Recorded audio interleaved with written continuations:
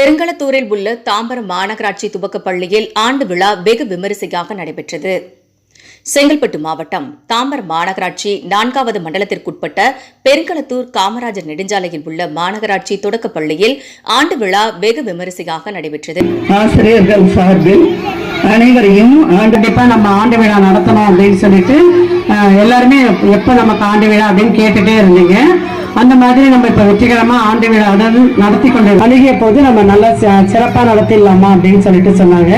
இதுல கொஞ்சம் ஏன் தாமதம் அப்படின்னு கேட்டீங்கன்னா, நம்மளோட பள்ளி ஆண்டு விழா நம்ம நல்லா கிராண்டா கொண்டாடலாம் அப்படி, அது அக்டோபர் மாதம் கொண்டாடலாம் அப்படின்னு சொல்லிட்டு நினைச்சதுனால இந்த ஆண்டு விழா கொஞ்சம் நம்ம கல்வித்துறையில் எடுத்துட்டீங்கன்னா, இந்த 1வது சேர்ற குழந்தைகள் இருந்து காலேஜ் நிறைய சலுகைகள் நமக்கு கொடுத்திருக்காரு.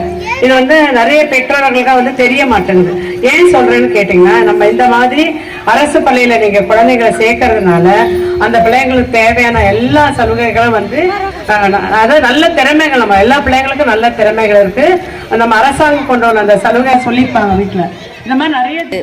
இவ்விழாவில் தாம்பரம் மாநகராட்சி 4வது மண்டல குழு தலைவர் டி காமராஜ், மாமன்ற உறுப்பினர்கள் சேகர், புகழேந்தி உள்ளிட்டோர் சிறப்பு விருந்தினர்களாக கலந்து கொண்டனர்.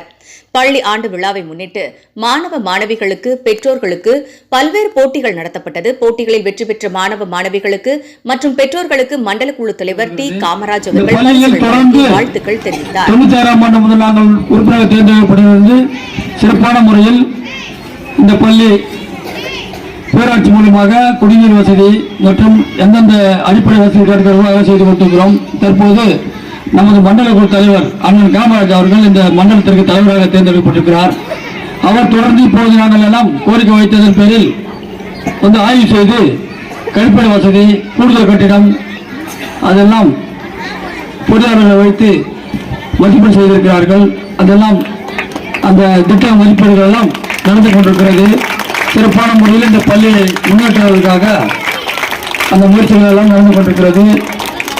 இந்த பள்ளி 100 ஆண்டுகளில் சிறப்பான முறை நடந்து வந்தாலும் தற்போது இந்த பள்ளியில் ஆண்டு விழா என்பது 2 வருடம் இல்லை. இந்த ஆண்டு சிறப்பான முறையில் தலைமை ஆசிரியர் சொன்னபடி அண்ணன் அவர்களிடத்திலே நாங்கள் தெரிவித்து நடந்து கொண்டிருக்கிறது. உலகத்திலேயே நம்முடைய முதலமைச்சர் அவர்கள் உலகத்திலே எந்த பள்ளியிலும் காலை உணவு திட்டம் இல்லை. நமது முதலமைச்சர் அவர்கள் காலை உணவு திட்டம் வசதி படுத்தவர்கள் தனியார் பள்ளியிலே காலையில் உணவு கொடுப்பார்கள். அங்கே மதிய உணவு எடுத்துக் கொண்டு செல்வார்கள். ஆனால் ஏழைகள் படிக்கிற பள்ளியில் காலையிலே எத்தனை குடும்பங்களில் காலை உணவு இருக்கிறதா இல்லையா என்பது, பல குடும்பங்கள் எந்த நிலை இருக்கு என்பது, ஏழைகள் குடும்பத்திலே காலையிலே சூடான ஒரு உணவு என்பது இல்லை. ஆனால் நம்முடைய முதலமைச்சர் அவர்கள் இந்த ஏழை குழந்தைகளை நினைத்து பார்த்து IAS அதிகாரிகளுக்கு ஆராய்ந்து காலையில உணவு சாப்பிட்டு அவர்கள் படித்தால்தான் இந்த குழந்தைகளுக்கு அறிவு வளரும் என்ற ஒரு அவராக நினைத்து இந்த பள்ளியிலே தமிழ்நாடு முழுவதும் உள்ள பள்ளிகளில் காலை உணவு திட்டத்தை அறிமுகப்படுத்தினார்கள். இது பெரிய பெரிய பள்ளி உலகத்திலே இந்தியாவிலே இல்லை. நம்முடைய மாநிலத்தை பின்பற்றி தான் இப்பொழுது ஆந்திரா, பாண்டிச்சேரி போன்ற மாநிலங்களிலே அந்த உணவு திட்டத்தை கொண்டு வந்திருக்கிறார்கள். அது போன்ற மகளிர் 1000 ரூபாய் மாதம் 1000 ரூபாய் கொடுக்கிற திட்டம் ஏழைகளுக்கு அவர்களுடைய செலவிற்கு ஒரு திட்டத்தை கொண்டு பயன்படுத்திக் கொண்டிருக்கிறார்கள். அவரை நம்ம என்றைக்குமே மறக்கக்கூடாது. ஏனென்றால் எவ்வளவு முதலமைச்சர் வந்தார்கள், ஆனால் காலை உணவு திட்டம், காலையில உணவு கொடுக்க வேண்டும். சூடான ஒரு கூட நான் இன்னைக்கு காலையில இந்த பந்தல் போட்டு சொல்ல வந்தேன், பிரிஞ்சியும் சாம்பார் நான் தான் சாப்பிட்டு போனேன். அது போன்ற உணவு, ஒரு சிறப்பான உணவு, அருமையான உணவுகள் காலையில் வழங்கப்படுகிறது. முதலமைச்சர் அவர்கள் சிறப்பான திட்டத்தை கொண்டு வந்திருக்கிறார்கள். எனவே நாம் எல்லாம் அவருக்கு நன்றி கண்ணாக இருந்து வருகின்ற காலத்தில் அவருக்கு நம்ம நினைத்து பார்க்க வேண்டும். இன்னும் பல திட்டங்கள் இருக்கிறது, இன்னும் இந்த நாளைக்கு பட்ஜெட்டில் இருக்கிறது. அது போன்ற சிறப்பான ஏழைகள் முன்னேறும் திட்டங்கள் அவர் இரவும் பகலாக அவர் சிந்தித்துக் கொண்டிருக்கிறார்கள். நம்முடைய மண்டல தலைவர் அவர்கள் இந்த பள்ளியை சிறப்பான முறையில் கொண்டு வருவார் என்ற நம்பிக்கையோடு அவரை பேசுவதற்கு என்னுடைய வார்த்தைகளை நடக்குது. ஸ்கூலுக்கு முடிய போது சிறப்பாக நிகழ்ச்சி பண்ணிட்டு உண்மையிலே இந்த பகுதியில் எந்த இருக்கும் இதோடைய தகுதி இல்லை. 100 வருஷம்ன்றது இது ஒரு பெரிய ஒரு வரலாறு. இதை கண்டிப்பாக நம்ம ஒரு சிறப்பாக கொண்டாடணும். நாங்களும் இந்த அதிகாரிகள்லாம் கொண்டு ஆய்வு பண்ணி இந்த டாய்லெட்லாம் இடிச்சுட்டு ஆசிரியர்களும் நிறைய குறைகள்லாம் சொன்னாங்க. என்னென்ன ப்ராப்ளம் இருக்குது, பக்கத்து ஸ்கூலில் என்ன பண்ணுறாங்க எல்லாம் சொன்னாங்க. அதுக்கெல்லாம் உண்டான முன்னுரிமை போட்டு இது ஒரு சிறப்பா பாத்தீங்கன்னா எல்லாம் ஒரு 4-5 மாசத்துல வேலையை ஆரம்பிச்சிடுவோம். 10ஆம் மாசம் நினைக்கிறேன், 10ஆம் மாசம் 100 ஆண்டு முடியுது. அன்னைக்கு ஒரு பெரிய நிகழ்ச்சி நடத்தி இந்த ஊர்ல ஒரு பெருமை, எல்லாருக்குமே பெருமை. 100 வருஷம் ஒரு ஸ்கூல் இருக்குன்னா அது பெருமை. அதை இன்னும் நல்லா வளர்ச்சி பண்ணி இன்னும் பெரிய லெவலில் வரணும். சொன்னாப்புல சொன்னாரு இந்த காலை புற்றுநோய் திட்டம் உண்மையிலே ஒரு அருமையான திட்டம். நான் கூட 2-3 நாட்டி அங்கே செக் பண்ணும்போது சாப்பிட்டு பார்த்தேன். என்னைக்கு முதல் நாள் எப்படி பார்த்தோமோ அதே நாள் தான் இன்னி வரைக்குமே இருக்குது.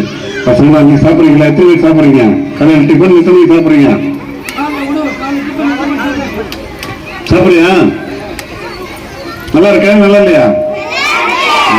சூப்பர்.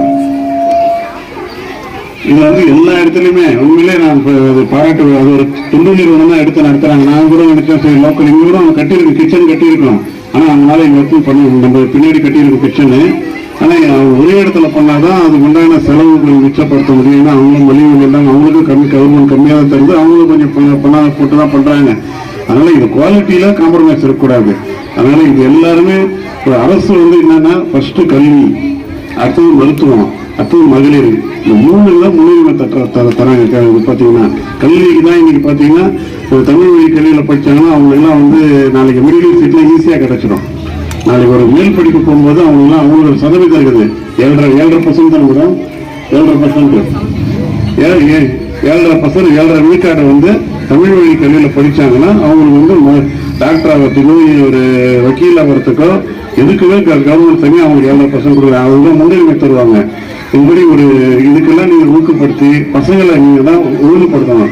இந்த ஆசிரியருங்க ஸ்கூல்ல இருந்து பார்த்துப்பாங்க, வீட்டில் இருக்கும்போது நீங்க தான் பார்க்கணும். வீட்டில் இன்னைக்கு வந்து ஒரு நொடியில பார்த்தீங்கன்னா உலகத்துல என்ன நடக்குதுன்றது தெரிஞ்சுக்கலாம், உலகத்துல என்ன நடக்குதுன்னு தெரிஞ்சுக்கலாம். நீங்க கூட செல்போன்ல கையில வந்துச்சு இப்போ. ஆனா எந்த அளவுக்கு நல்லதோ அந்த அளவுக்கு கெடுதலும் அதுல இருக்குது.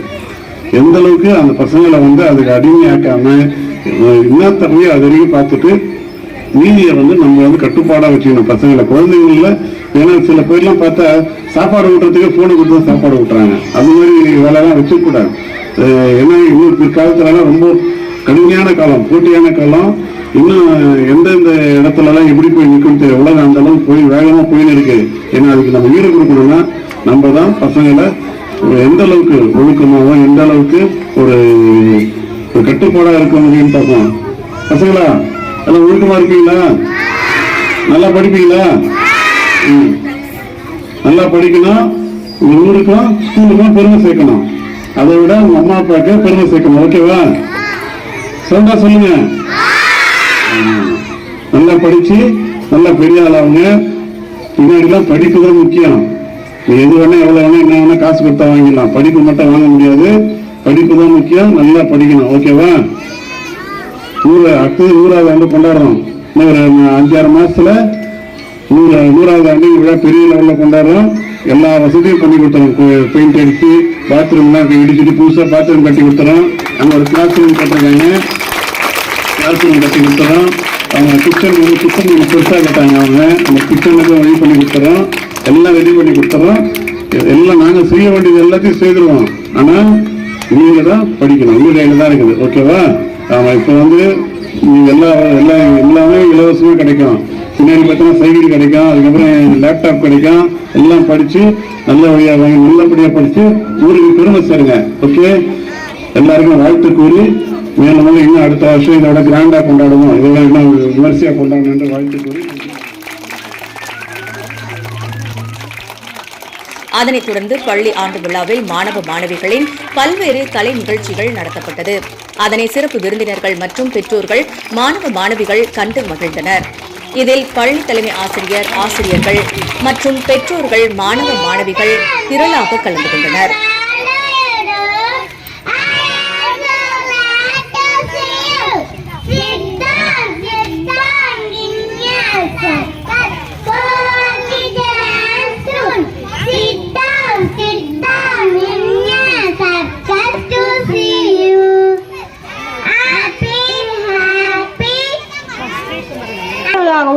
வாழ்ந்து கொண்டிருக்கிறார்கள். நாமும் இப்பள்ளியில் பயின்று அனைவருக்கும் எடுத்துக்காட்டாக திகழ வேண்டும். பெற்றோர்களாகிய நீங்கள் இந்த திட்டங்களை பயன்படுத்தி உங்கள் பிள்ளைகளை எங்கள் பள்ளியில் சேர்த்து பயன்பெற்று இப்பள்ளியை